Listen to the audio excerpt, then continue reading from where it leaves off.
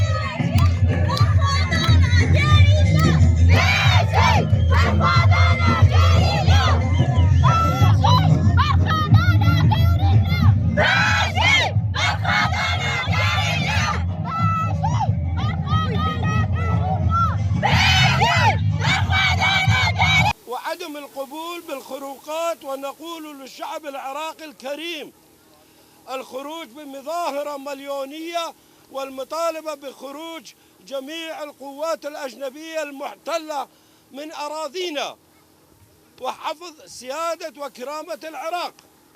وهل من المعقول وزير الدولة يدخل إلى أراضي دولة أخرى ويفقد القطاعات العسكرية الغازية دون علم الدولة؟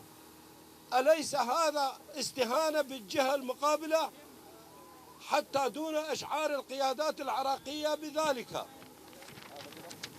القطاعات العسكرية الغازية دون علم الدولة، أليس هذا استهانة بالجهة المقابلة حتى دون إشعار